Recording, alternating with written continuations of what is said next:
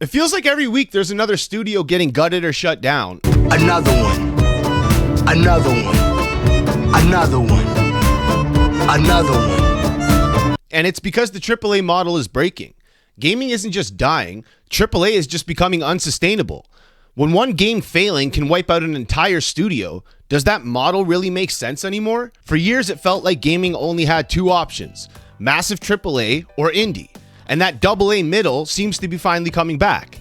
At the end of the day, video games might be a hobby to us, but they're a business to the people making them. Developers might care deeply about what they're working on, but nobody's working for free. These companies have to make money, and the people making the biggest decisions usually aren't the people that are actually making the games. And that disconnect is basically how we ended up here.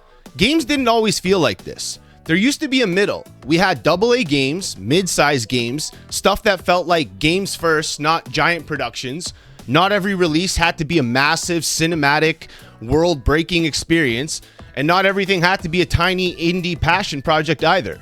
There was space to experiment. There was space just to make something fun. But over time, that middle ground got squeezed out. Budgets kept growing, scope kept growing, and suddenly it felt like your only options were massive AAA blockbusters or small indie games with almost nothing in between. Even making a normal mid-sized game started to feel rare. Everything had to be bigger, longer, and more expensive. And that's where things started breaking. When one AAA game takes 5 or 6 years to make and costs an absurd amount of money, that one project is now responsible for keeping hundreds of people employed. So when it slips or it underperforms or it just doesn't land the way executives hoped, the reaction isn't analyze what went wrong and try again. It's layoffs, it's restructures, it's entire studios getting wiped out. That's why we keep seeing the same headlines over and over. Games canceled late into development, teams shut down after shipping something even good. It's not because developers forgot how to make games, it's because the scale has gotten so extreme that the entire system is incredibly fragile now. Bigger doesn't mean safer or guarantee sales anymore. It's been done too many times and we've had too many options of games to choose from now, so bigger now means one mistake can make everything go down with it. And the scariest part is, it doesn't even matter if you do everything right. Look at Bluepoint. They just made some of the most polished, well-respected games in the industry over the last years, and they still got caught in the fallout. That's how fragile this has become. You can ship quality and still get burned because the business side changed its mind. And that's how we ended up in a place where it felt like there was no middle AA anymore, just AAA or indie. For a while, it felt like that missing middle was just gone for good, and then something seems to have shifted. Smaller games started showing up and absolutely punching above their weight, winning awards, winning Game of the Year awards, dominating conversations online, blowing up without massive marketing budgets or like 500-person teams and marketing teams behind them. Meanwhile, a lot of big AAA releases were landing not well, and players started to notice that. After getting burned enough times, people stopped giving big publishers the benefit of the doubt. You used to look at a company like Ubisoft and just the logo alone in front of a trailer would mean this is going to be a good game. Now you see that logo pop up and everybody starts to roll their eyes. They stopped buying on name alone. People got more selective about what they spend their money and time on. Suddenly a huge budget didn't feel reassuring to a company anymore either. It now feels risky. That's when the math started breaking too. If smaller games can grab attention and win awards and sell well without costing a fortune, then those massive budgets stop looking like something to look towards and something to be ambitious towards and start looking like a liability. Once publishers realized that, they were forced to kind of rethink, I think, how much risk they were actually taking and whether betting on everything on one giant game really makes sense anymore. And that's where I think we're actually starting to see the shift, and you can see proof of it. Big studios aren't abandoning AAA, but they're clearly not just putting all their eggs in one basket anymore. You see big companies now funding smaller AA scale projects again. Not like indie passion projects, but real games with real budgets that don't need to sell 10 million copies just to survive and break even. You can see it in how publishers are handling their portfolios. Konami is a great example right now. Instead of trying to reboot everything as a massive blockbuster, They're bringing back Castlevania, smaller projects and smaller franchises, experimenting with things like Silent Hill Townfall, like a smaller project, greenlighting weird, more focused ideas like Darwin's Paradox coming, which looks amazing. That's not a company chasing scale anymore. That's a company managing risks and figuring out that they can put out smaller games that are still high quality games from high quality devs without having to take a huge giant risk. Capcom's another one. Alongside their big releases, they keep circling back to mid-sized projects and like old legacy franchises coming back now. You see new Mega Man ideas coming through. You see the new trailer for the new Mega Man that's going to be coming. So that's a very much smaller AA game. Like even Sony is experimenting with like the smaller scale God of War project that we see them doing with the Metroidvania God of War game, the Sons of Sparta or whatever it's called. Not everything has to be a massive AAA release anymore. Stuff that can be made faster and tested quicker and adjusted without blowing up an entire studio is starting to seem pretty lucrative and pretty smart to the bigger studios, I think. And then you've got AA projects getting attention simply because they feel different. Games like Crimson Moon or Bradley the Badger don't look like they're watered down AAA or tiny indies. They look like they're focused and super creative and innovative, confident in what they are. And that's exactly why you see people paying attention to them when the trailers are there. This is what spreading the risk around actually looks like. Multiple smaller bets instead of just one giant gamble on one giant game. You get faster development cycles, you get premium feel without the AAA bloat of the big games. And when one project misses, it doesn't take an entire company down with it. When a game can ship in 2 or 3 years instead of 6 or 7 years, that changes everything.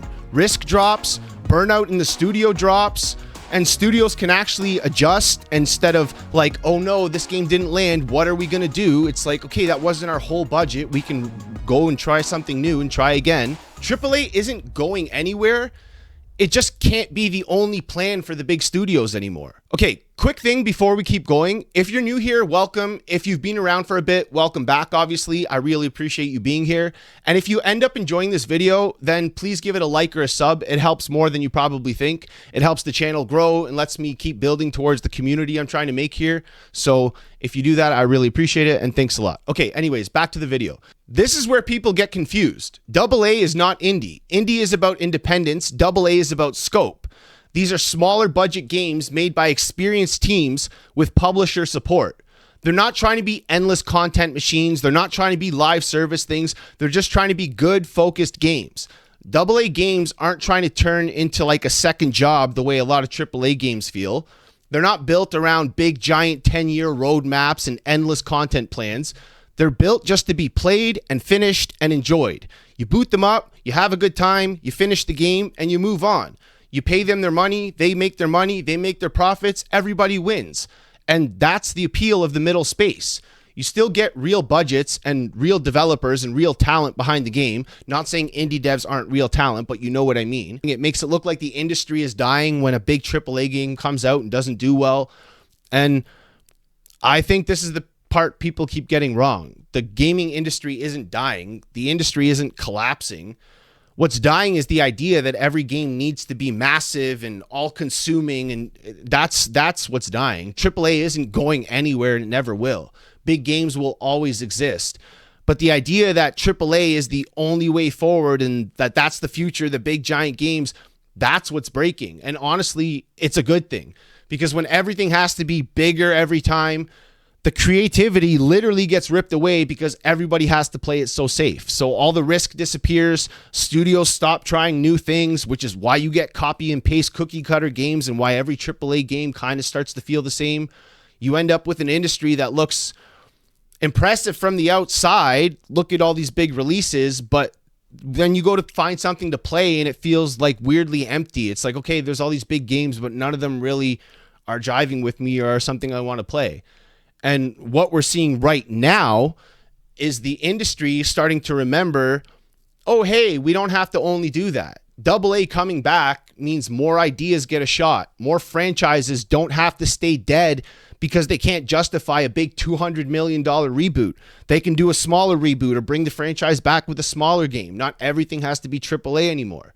More teams get to actually make something instead of spending half a decade polishing one stupid game. It also means gaming starts to get varied again. Like I said, not everything is going to be chasing one trend because that's the popular thing. We can afford to experiment, or we can afford to take a risk. Just different kinds of games showing up is going to be the result, and that's something I'm very happy about. And the best part is for this shift to happen, which I think is already happening, it didn't require some miracle turnaround, and it doesn't require some big turnaround. Like I said, I think it's already happening. Publishers are adjusting because they have to, and players are responding because it fits their lives and their budgets better. AA games, like I said, is just, I'd rather pay $30 and have a good time than pay $80 for something I'm not even going to finish. And developers finally get to start making stuff that they want. We get better projects. All in all, it's just a better thing.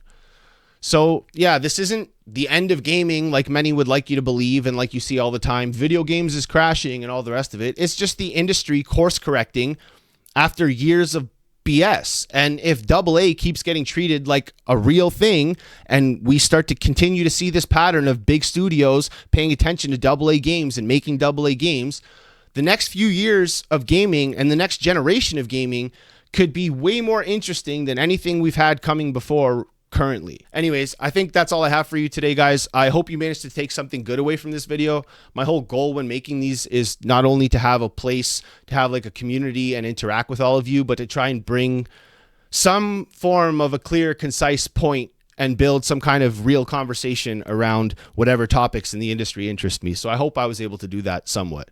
So I know this community will be big one day, and I'm grateful to any of you who are here during these first phases. So I hope to be someone you guys can count on, to be honest and have a good voice in the industry. And I'll be here every week to cover a new topic in gaming. And also we have a second weekly video spotlighting any upcoming game that I'm interested in, or even an older game that I feel is still good or has a good conversation around it. We do one of those a week too. So please come back and hang out and check those out. Anyways, please come back weekly.